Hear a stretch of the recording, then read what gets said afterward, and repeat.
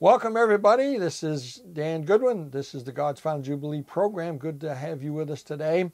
You can find my ministry at godsfinaljubilee.com and welcome you to go to the website, check out the books that are there. The Christmas specials are still there. They're going to be there until sometime in January, I think. So feel free to go to the website, check out the books, maybe take advantage of some of the sales. We got some multiple sales, Christmas sales going on till January 3rd or somewhere in there. So take advantage of that. We got an exciting program for you today. This is my son sitting next to me for the first time. His name is Ezekiel Goodwin. Zeke, good to have you on the God's Final Jubilee program today. Great to be on, Dad. Thanks for having me. It's good to be on the show. All right. Well, we got an exciting topic that you know a lot more about than I do, and it's the topic of cryptocurrency. And you out there listening, if you do not know what cryptocurrency is yet, you need to begin to look into it because it's getting big. About 3 years ago, I heard about it for the first time, and I heard it from this guy right here.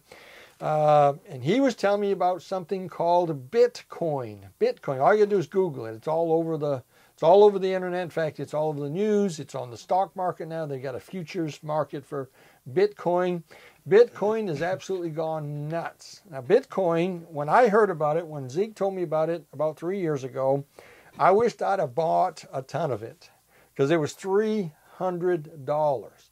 And I bought none. It went all the way up this December, before Christmas, got up to over $19,000 for one Bitcoin.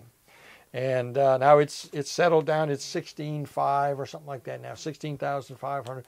So imagine what, had I bought 10 Bitcoins, imagine how much money that would be now. But, you can't worry about stuff like that. So we're going to try to help you understand what Bitcoin is, what cryptocurrencies are, and what this might have to do with the end times and the mark of the beast. Before I let my son go here and teach us some things, I want to read a scripture for you in Revelation chapter 13, which I believe is taking place at the middle of the tribulation. Revelation 13, beginning in verse 16, says this, and he causeth all. This is the Antichrist, the beast, the Antichrist. Verse 16, chapter 13, verse 16, and he causeth all, both small and great, rich and poor, free and bond, to receive a mark in their right hand or in their foreheads. And then it says that no man might buy or sell save he that had the mark or the name of the beast or the number of his name. Here is wisdom. Let him that hath understanding count the number of the beast, for it is the number of a man, and his number is 666. And you all know about the mark of the beast, the 666 and all that. We haven't been told exactly what the mark of the beast is. We guess. I think we can understand it better today than any generation in prior history, especially since the 70s and the barcodes and all that came about. Look where we're at now. Most people don't even use cash anymore. So I think this Bitcoin thing and this cryptocurrency thing fits right into this scenario of the mark of the beast and the control of a one world government over all spending, buying, and selling. Look, if somebody controls your credit card or your ability to buy or sell, he controls you. So with that in mind, we're going to talk about this today. We're going to talk about this crypto thing called cryptocurrency that 20 years ago nobody ever heard of such a thing. And cryptocurrency's become quite a big deal now, and more people know about it. So we want to talk about that. So let me ask you, my son here, who's how old are you, Zeke? 30, just turned 30 this year. How long have you been looking into this thing we call Bitcoin and cryptocurrency? How long have you been looking at this stuff? About 3, maybe 4 years. Okay, so I think it was about 3 years you first mentioned it to me, and I didn't know what to think. I wished you'd have twisted my arm a little more and said, Dad, just buy one. Look, if I could twist your arm that good, I'd be driving a lot nicer car right now. Yeah, good point, good point. So he told me about Bitcoin. I got to be honest, it isn't until the last 30 days I really got a better grasp of it. It's because of what he's explained to me and some things I've read on the internet. Now, I want to say this right away. I am not a financial advisor. I am not telling you to buy any cryptocurrency. I'm not suggesting you do so. I'm not suggesting you make any investment in this. We're just going to talk about this tonight, and you got to make up your own mind whether you think it's something you ought to invest in or buy some of that. That's totally up to you. We're not here to tell you that you ought to invest in this.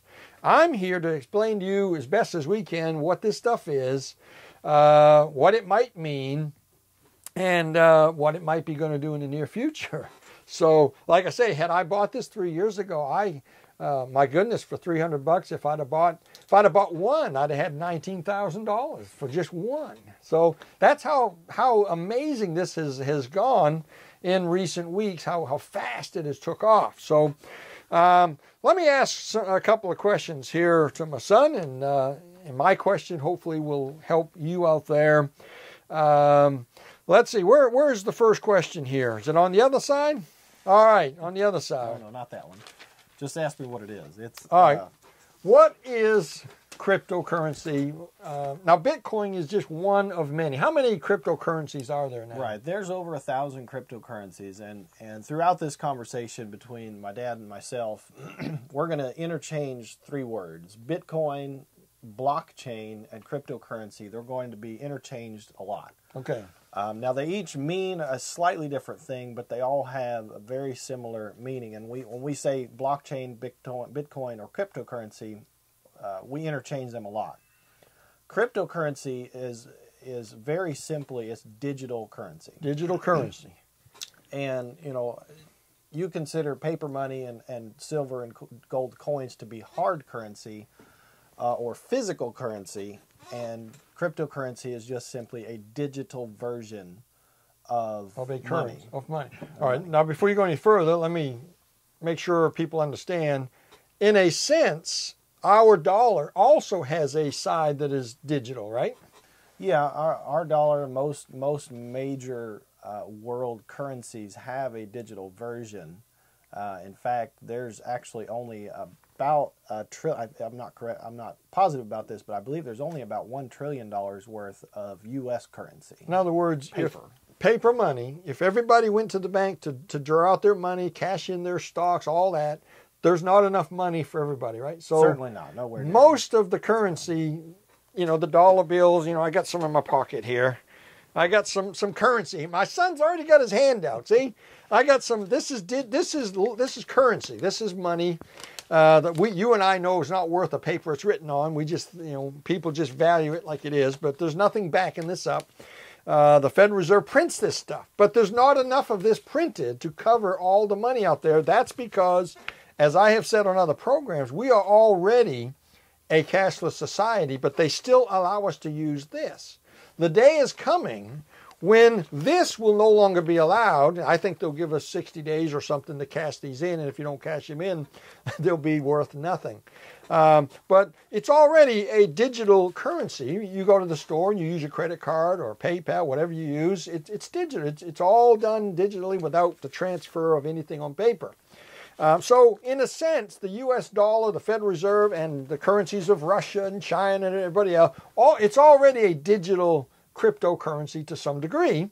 But we still are allowed to use money, and they're controlled by governments. And if you don't believe that your cash could be recalled at any time, just remember that Franklin Roosevelt did so several decades ago. He recalled the silver, right? With gold and coins. Silver. Recalled it, or at least gold. I don't know, one or the other. Made it illegal to even own it.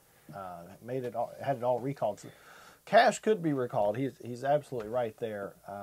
Welcome to the land of the free, yeah. Where they can take your cash, where they can say, look, turn that all in, and you're going to get a digital. By the way, people already are begging for this. The young people today, they would love to have this. We all buy and sell without paper. We all do it with credit cards and all that. So that's what a digital system is. So yeah. I hope everybody understands that. I hope we made that clear. This currency we're talking about, Bitcoin and all these different cryptocurrencies as they're called, they're simply a system of money, if you want to use the word money. Yeah. But they're digital. There's no, in fact, Bitcoin, you can't buy a Bitcoin, a gold Bitcoin. There's no such thing as a coin. It's just a word. Bitcoin is simply a word for a digital numerical number of like the American dollar, and then you got the digital Bitcoin, or the Litecoin and Bitcoin Cash, all the different currencies out there. All right, so give us a little rundown on the other day we were talking about, and I'm probably going to get you off track here. The other day we were talking about It's a Wonderful Life, the movie, the Christmas movie, It's a Wonderful Life. Everybody remember when the bank examiner shows up and he's there to check the books? Can you explain that in 4 or 5 minutes like you did on the couch to me the other day? That's actually the most important part about digital currency, blockchain, Bitcoin, is the blockchain and what the blockchain is. You have to start with the way banking used to work. Banking still works. Every day a bank actually has a reckoning. The books must balance. Most of us my age don't even have checkbooks, but you're supposed to balance your checkbook once a month, and the numbers have to add up, they have to match, they have to equal a zero balance. And when banks back in the day had to be tied to a physical commodity like gold, they had books, and on those books it showed how much cash they had on hand versus how much gold they had on hand. Those also had to match the accounts of the people that owned money and had balances in those banks. And then there were banks that was relatively simple, actually. Then there were banks that had transactions between themselves. If I had a bank in New York City and Dad had a bank in Los Angeles, and I wrote him a check, that check would go to that bank. That bank would apply that money to his account, but it didn't move physical gold from New York to Los Angeles. And the way you explained it was a ledger. If you wanted to do it physically, a guy would have to jump on his horse, take that 1 ounce of gold, and rush it across town to the other bank, deposit in their bank. But now it's done how? Right, electronically. It would have been done on paper a few years ago, but with the advent of the internet, it's done electronically. And in George Bailey's day on the Wonderful Life movie, it was done on a paper ledger, and I guess bank examiners came and they looked at them all and they tallied them all up or something. This is deep stuff, confusing stuff. Yeah, and it's stuff that most of us never have to worry about, never even have to think about. But what they did was they created a ledger, and in that ledger, obviously the two banks had to agree what was what. They both had to agree that a dollar was a dollar and a certain amount of gold was a certain amount of gold. So there were a lot of things that were givens, but what that ledger did was it saved expense. It saved cost of traveling, carrying and transporting goods or property or gold or funds from one bank to the next, or even from one pocket to the next. That's where the checks came from. When I wrote a check, instead of giving Dad so many ounces of gold, or in even more primitive terms, certain amounts of value, like grain. If we were to sell grain or trade chickens or eggs or whatever it is, the medium of exchange was gold, and then with the advent of banks, the medium of exchange was notes. On those dollar bills that you had a minute ago, those are Federal Reserve notes. Right. And on those, it says this note is legal tender for all purchases, foreign, domestic, and private. Private and public, sorry. So what that ledger did was it solved a problem. It allowed you to transfer wealth more instantaneously easily. Instead of getting in your car and delivering that amount of money that I just passed my check. Not instantaneously, but it did speed the process up. And of course, the internet kind of almost makes it instantaneous. Right. Banks can do it within seconds. I can actually make a bank transfer, and within minutes, the value is exchanged from my account to someone else's account. Now we move on to the blockchain. What the blockchain does is say, and this came about right after the 2008 crash. I think that's important to keep in mind, is that the advent of Bitcoin and blockchain technology came about after a very serious problem. A lot of people lost a lot of money, a lot of value, houses, bankruptcies, you name it, Right. in 2008. The blockchain and the Bitcoin technology came about to solve a problem. They realized that, hey, these bubbles, these problems that come in the financial world, some of them are bubbles and others are hyperinflation or inflation caused by the Federal Reserve or other central banks in other countries. And what the blockchain solved was the problem of third party causing problems and meddling with the money supply, the currency.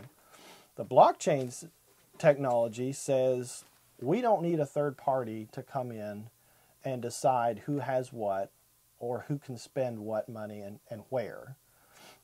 When you slide that credit card at Walmart and you buy a case of water, most of us don't realize that what you've just done is asked permission to spend your own hard-earned money. And every once in a while, we find out It gets denied. that is what happens because it gets denied. And we fume and we fuss and we look at that cashier like they just did something wrong. But what has happened is that bank has said, no, no, no. You can't spend your money right now. There's a problem. There's something wrong. And we're gonna put that blame on you momentarily till we figure out what it is. Now, if you were to whip out cash and spend dollar bills, then it'd be as quick as you could get the money. So into their Bitcoin hand. came along in 2008 after that big crash. when 2009. people- okay.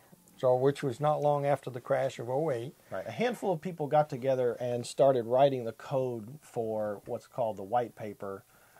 And this is deep stuff that you'd have to go online, watch these videos, and you and I watched a couple of them. I understand very little. You could go on YouTube and watch dozens of weird guys with European accents and hair that stands up to here that do a much better job of explaining it than I do. But I think I can get a rough, nuts and bolts explanation to most people. Okay, so this thing started.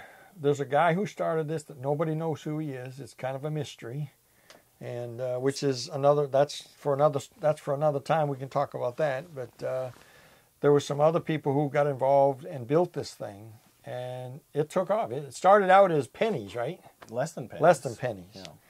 And and then eventually I heard about it from you, and it was $300 for a Bitcoin, up and down all the time. Where does Bitcoin and these cryptocurrencies get its value? Why is it worth something? Right. There's two answers to that question. For a currency to be viable, it must have two things. It must be scarce, for one thing, like gold. When you find gold in the ground, it's very difficult to find. You can find rocks and gravel everywhere, but gold is very hard to find. Number two, it must be useful. Gold for a long time was very useful, and silver was the same way. Silver was not as rare, but it was still rare and measurably rare. They could actually calculate how much was in circulation. But it was also useful because it was small enough to carry, and it also provided useful industrial services. Right. You could use it in Electronics production and of things. certain things, Yep. all the way back to iron and steel. Those were commodities, and they actually had copper coins and then silver coins. Bitcoin gets its value, number one, because it is scarce. There will only be ever, in circulation, there will only ever be 21 million Bitcoin. There's 16.5 million right now, and Bitcoin will top out at 21 million in the year 2140. They're mined. It's kind of a funny play on words because you used to mine gold in the ground, and you still can. But Bitcoin is mined with computers, and the way they do that is they give it a complex series of mathematical problems. Okay, so to solve. 21 million total when it finally is all there. But yet nobody walks around buying one because they're very expensive now. So it gets its value because it's useful, it's scarce. It's not under the control of a government. I like that. I think a lot of people, I think that's one of the draws, right? There's no government control of this. 100% decentralized. There is no government. There's not even a company. You can't go to bitcoin.com and discover, the owners of Bitcoin. There is a bitcoin.com, but it's not the owners of Bitcoin. It's just a website that offers news and information. Someone on Facebook has asked, has brought up a concern that the government will shut this down. Good luck. And my answer to him was, if the government could shut it down, they would have already shut it down. This is how much is this thing worth now? How many $billion? $500 billion or something? Bitcoin has 270 some trillion. Of course, that fluctuates a little, or billion. That fluctuates a little, 270 billion. There's about $500 billion worth of market share just in cryptocurrencies. So $500 billion is the value of all the cryptocurrencies out there, and there are, I forget what you said, 1,000 of them, or a little over 1,000 different ones. Of course, I think there's probably 10 or 15 of them that have most of the market share. Yeah, Litecoin, Ethereum. There's a handful. Yeah. Right. So the government to this date has not been able to shut this down. Now, how about usability? What could you and I do with a Bitcoin if we had? Right. That's the other half, the usefulness of Bitcoin. And we tested this. We bought some cryptocurrencies, a couple different kinds, and you can actually use your cell phone. You get a Bitcoin wallet, a cryptocurrency wallet, an Ethereum wallet, Litecoin wallet. Doesn't matter. You get any kind of wallet. There is a wallet identity number. It's about 16 digits long, numbers and letters. You'll never guess it. You'll never memorize it. But it is so useful that I can be on the other side of the planet and send a text message. You have to have internet access. You can send a text message or an email to the other person with that wallet identity code. If I want to get money from them, they want to pay me something, I send them my wallet identification number. They copy and paste that number into their send button, type in the amount that they want to send, hit send, and it's done. Now, in that sense, it's no different than my PayPal account. I can send a friend or a business, I can put their email in, I can send money to anybody with PayPal. It's the same principle, only I'm not sending dollars, I'm sending something called Bitcoin, if that's what I'm using at the time. Now, the thing is, I can use my PayPal at McDonald's, but I can't use my Bitcoin money at McDonald's, right? Yet. It's coming. It is coming. Don't forget, 10 years ago, Facebook didn't exist. Right. 10 years ago, we were still using MySpace and Friendster and these other odd things that kids today have never even heard of. But technology takes a little bit of time to progress. It's not an overnight thing, and there's still a lot of bugs with Bitcoin and other currencies. But it is coming. There are places you can buy things with Bitcoin. A lot of places. And I think in the last few weeks, I mean this month, Bitcoin has become, people have become aware of it. I don't know if the listeners realize this, but Bitcoin has a futures market on the stock market now, just within a few weeks now. You can't buy Bitcoin stock, but you can buy futures. In other words, you're gambling on whether it's going to go up or down. Now that puts the light on it. In other words, it's almost like the stock market has acknowledged and accepted that this is real and that it's a commodity. So it's really taken off. It's in the news all the time. I mean, it's hit record highs. It's unbelievable how it's took off, and the difference between Bitcoin, and again, when we say Bitcoin, we really mean all cryptocurrencies. 90% of them work the same way. But the difference between the cryptocurrency, the Bitcoin, and PayPal is that, once again, when you make a PayPal transaction, you must get the permission of that third party. Those numbers and zeros that you're transferring there, again, we think it's real dollars, but it's just numbers and zeros. When they get transferred through PayPal or your bank, it's still an authorized, monitored, regulated, studied, and permission granted transaction. It's not necessarily a given. We think it is, we assume it is, but it's not a guarantee. And there's records. It can be reversed. Yeah. You can send money and have it reversed. Not so with Bitcoin. Not with Bitcoin. No. What do they call that?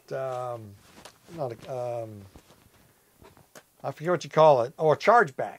No chargebacks. That's what the credit card thing can do. A lot of people like this because of its, what's the word? It's under the radar. If you have one of these Bitcoin wallets or something, There's no identification. There's no name. The only way you can get in that is to get online and get your information in there. There's no names. It's just a number. Now, some folks don't like that. They say, well, what about drug people? Well, you know, drug people use cash. They trade stuff. You know, why should my liberty be limited because the government's trying to attack or trying to keep people from buying something that they shouldn't buy? I shouldn't lose my freedom because somebody else is using money or something of value. You know, people use cars to go and meet people and commit crimes. They meet people on the highway and they transact illegal business. Should we outlaw cars because of that? Should we not be allowed to travel on the highways because people use them to commit crimes? So that's not a valid reason for someone to be against Bitcoin or cryptocurrency. But I think what we're going to find is what one of the guys on Facebook brought up. The government's not going to allow this. I don't think the government can stop this. Now they can make it illegal, but how are you going to stop it? It's under the radar. There's no names. And in fact, it can't be stopped. It's been put into motion and it can't be stopped. So if they could stop it, they would. Now, why would the government not be for this? Because the government loses control. The government loses the ability to control buying and selling and getting taxes and all that comes with financial records and all that. You don't have to be a rocket scientist to understand why the government would not be excited about cryptocurrencies. Let's see, what other questions here? What do you think the potential of cryptocurrencies is? Now, let's just start with Bitcoin, because Bitcoin's the one most everybody has heard about. It's the #1 valued cryptocurrency out there. And it's, you know, it hit 19,000. In fact, it hit almost $20,000, one Bitcoin. It's at 16.5 right now. What do you think is the potential of this thing? Well, let's clarify real quick. When we say one Bitcoin, let's not forget, just like 90% of these currencies, these digital currencies, they can be divisible. In fact, Bitcoin can be divided up to 10 million parts, 8 decimal points. And each point is actually called a Satoshi. I don't know if you knew that yet. I didn't. And is that information that I need to know? Yes. Let's help them understand that with a dollar bill. A dollar bill can be broken down, right? I don't have any. Do I have any change? I took my change out. A dollar bill can be broken down into 10 dimes, 4 quarters, 20 nickels, or 100 pennies. 100 right? pennies. So Bitcoin's the same thing. A Bitcoin, you don't have to buy a whole Bitcoin. And by the way, I bought some. I did not buy a whole Bitcoin. I don't have that much money. And but he and I bought a little bit of Bitcoin. We bought some other things we're not going to tell you about. But we bought some other cryptocurrencies, and I'm planning on buying some more. I am not trying to get you to do anything. And I don't think you should until you do your homework. I think it'd be very foolish of you to step out and buy something out there if you don't know what you're doing, don't know what this is. And you certainly shouldn't buy more than you can afford to lose, because we could lose every dime. But a Bitcoin, in other words, I could buy a portion of a dollar. If I want to invest in the dollar, I don't have to buy a whole dollar. I could buy a dime. I could buy a nickel. I could buy a penny's worth, 100th. So, and that's what we've done with Bitcoin. So go ahead. What do you see here for the potential? Right. So Bitcoin has the ability to be divisible up to the 10 million portions, 8 decimal points. It's currently, a whole Bitcoin is trading at between $13,000 and $15,000 right now. The smallest unit of that is still less than a penny. Wow. Still less than a penny for the smallest unit that you could buy. Because a millionth of $16,000 is less than a penny. Okay. So as far as potential and its usefulness, I think the sky is the limit. The more people get into it, and the more people accept it, the more people own it, the more businesses are going to need to accept it in order to get that business. Right. It's just capitalism. Just like the debit card. Years ago, you couldn't use your debit card at McDonald's. Dave Ramsey talks about it all the time. He talks about the day that McDonald's started to accept debit cards. And they did that not because they wanted the customers. He wasn't happy about it. When you use a debit card, there's statistics that show you spend more money than you would if you because you're not pulling out cash out of your pocket. But that business made a market decision and decided, hey, there's more people now using digital cash than ever before. And they decided to accept debit card. It's just a matter of time before Amazon and McDonald's. If and all I'm the big government box stores, and I'm wanting to stop this, I don't think you can stop the user. I think you'd have to make a law that businesses are not allowed to accept Bitcoin. They will be prosecuted if they do. That would hurt, wouldn't it? right. What they'll do and what they're already doing is issuing licenses, which is, once again, just to be clear, license is permission. Permission from a higher power, the government, Someone who lords over us. I'm sounding like you now. Right. I'm a libertarian anarchist, anarcho-capitalist. By the way, you got a podcast that you guys are starting and have got going. You and another gentleman. Yeah, my friend Chris and I have a podcast. I don't know if it's on this page here or not. But it's Liberty and Grace is the website, libertyandgrace.com. Well, that's simple. We have a podcast, Liberty and Grace. Not and, it's Liberty in, I-N, Liberty in Grace. Liberty in Grace. We're on Facebook, Liberty and Grace. We've got Twitter, at Liberty and Grace. What we do is we talk about the two sides, liberty and grace. And we think the two mesh, and we talk about that on our podcast. We talk about taxes. We talk about government. You mean taxation is theft? Taxation is theft. I agree. You hear that a lot, but we also talk about the more religious side and the fact that when Christ comes into your life, it gives you freedom and liberty and a lot of things that come with that. A lot of people don't even correlate. They don't even put those two together. Well, I think we have probably generated more questions out there than let's see. Will people that live paycheck to paycheck use Bitcoin? Is it only for those with expendable money? This is stuff for another time. I tell you what, we're probably going to do another program on this because I think we've probably generated a lot of questions. So again, we're not suggesting anybody out there goes out and buys Bitcoin or any of these other cryptocurrencies. I have bought a little. I don't have a lot of money in it. I don't have a lot of money. But I did invest a little bit. I invested a little that if I lost it, if it all went to zero, I'm not going to starve. I'm not going to cry.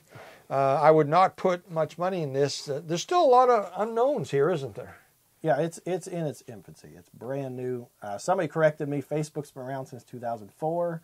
I'm losing track of time. It's been around 13 years. But again, it's brand new.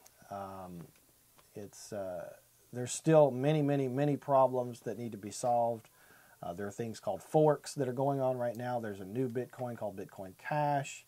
I haven't figured all of it out yet. It's got the same denominations as regular Bitcoins, yet it's trading at less.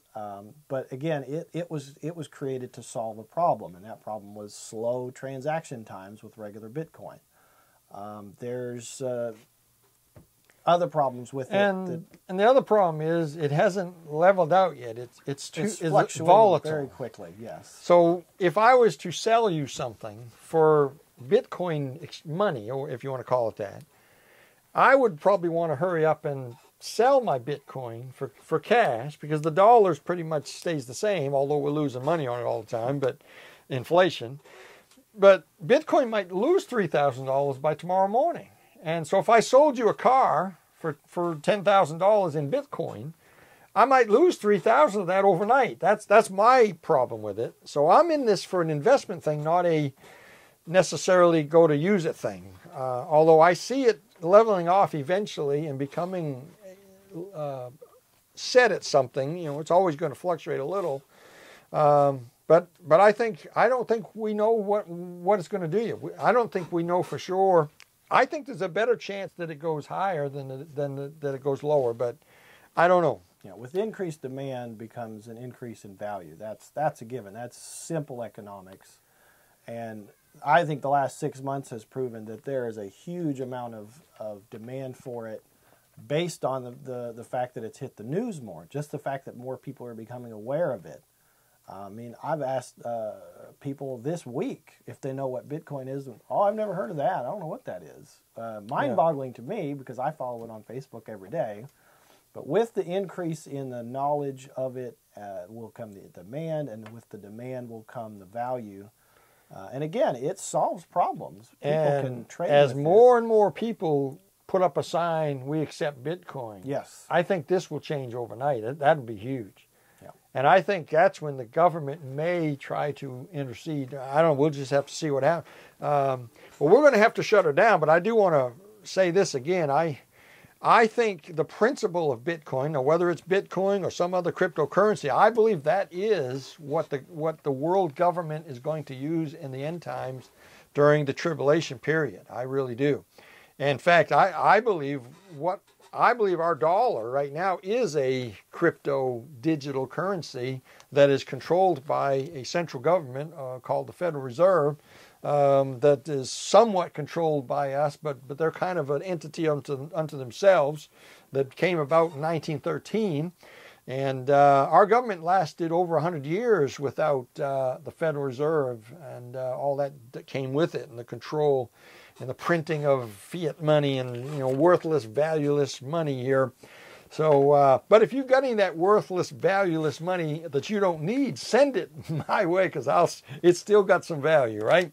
But I believe that there's something to learn here as we begin to understand more about this. I think somehow a world government, maybe ours, will get its fingers somehow into the control of all this cryptocurrency. I can't explain how, but I believe somehow in the end time, like the verse that I just read, there'll be one localized government that controls the world and will control the money system through the principle that he's talking about right here, this cryptocurrency thing. Somehow the one world currency is going to become something like this. So anyway, we're not trying to encourage you to go out and buy any of this currency. We're trying to get you to understand it a little better. I don't understand it all yet. I have invested a little bit of money, but not enough to scare me. So I want to know more about it, and I'm trying to learn more about it. So, but we want to thank you for being with us today on the God's Final Jubilee program. My guest has been my son, my oldest boy, Ezekiel Goodwin. And Zeke, it's great to be here. It's been fun. Yep. We're going to do another one of these because I know you out there are going to have some questions. So feel free to share a question. Don't forget to check him out, libertyingrace.com. And I'm guessing from that website they can find all the other things, right? The Facebook page, the Twitter, and all that stuff. libertyingrace.com. You can find him. We don't agree on everything. He's my son, but we argue over some things from time to time. He sees a few things differently than I do. And but you know what? He's a smart kid, and he's got a lot of good information, and I've learned a lot from him. And I've got a lot more to learn. So been good being with you today, and we'll look for another program here, or maybe in a few days. And we'll see you next time.